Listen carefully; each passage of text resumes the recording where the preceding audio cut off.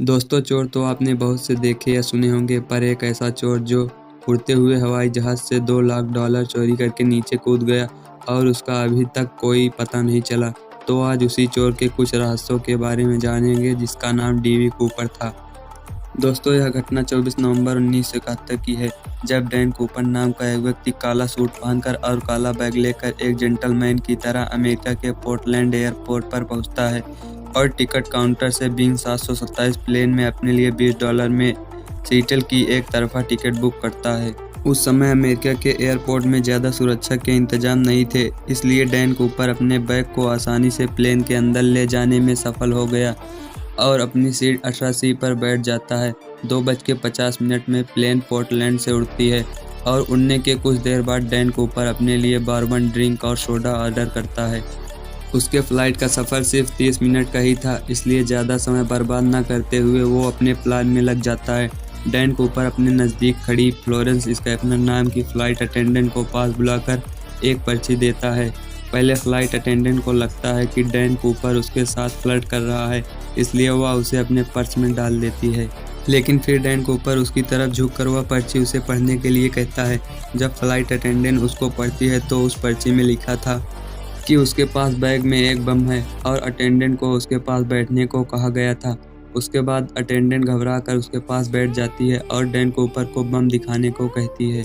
तो Dan Cooper अपना bag थोड़ा सा खोलकर उसे बम दिखाता है और अपनी मांग उसके सामने रखता है और कहता है कि उसे $2 लाख और 4 पैराशूट चाहिए, नहीं तो वह प्लेन को बम से उड़ा देगा, और अगर उसकी मांगें मान ली जाती हैं तो वह सभी यात्रियों को सुरक्षित जाने देगा।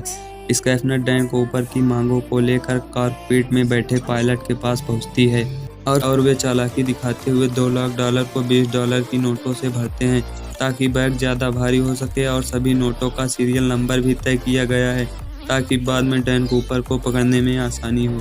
5:39 सिएटल के एयरपोर्ट पर जहाज लैंड तो अमेरिका जासूसी को प्लेन के पीछे लगा देती है।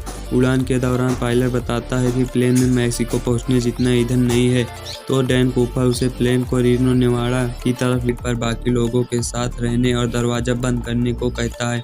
8 बजे के करीब एयर स्टेयर खुलने के कारण कॉकपिट में वार्निंग लाइट जलने लगती है और डैन कूपर पैसे और पैराशूट लेकर जहाज से कूदता है और हमेशा के लिए गायब हो जाता है। 10-15 मिनट में खुले एयर स्टेयर के साथ बोइंग 727 प्लेन रीनो एयरपोर्ट पर लैंड करती है और प्लेन को FBI और पुलिस द्वारा चारों तरफ से घेर लिया जाता है। लेकिन कुछ ही देर में उन्हें पता चल जाता है कि डैन कूपर भाग चुका है। इसके बाद प्लेन की छानबीन की जाती है, जिसमें से डैन कूपर की टाई का क्लिप और उसके मंगवाए गए 4 पैराशूट में से 2 पैराशूट मिलते हैं। डैन कूपर बाकी के सभी सबूतों को अपने साथ ले जाता है, जिसमें उसके द्वारा फ्लाइट अटेंडेंट को दिया गया लेटर भी शामिल था। कूपर को पकड़ने के लिए नॉर्जैक नाम से खोज शुरू की जाती है। आंखों देखे गए लोगों द्वारा स्केच बनवाई जाती है। लैंड किए गए इलाकों के बहुत से किलोमीटर तक जंगलों और नदियों की महीनों तक खोज की जाती है। बहुत से घरों की छानबीन की जाती है, लेकिन डैन कूपर उसके पैराशूट का कोई पता नहीं चलता। इसी तरह 45 साल तक लगातार खोजबीन चलती है और कुछ भी सबूत न मिलने के कारण 2016 में इस केस को FBI द्वारा बंद कर दिया जाता है।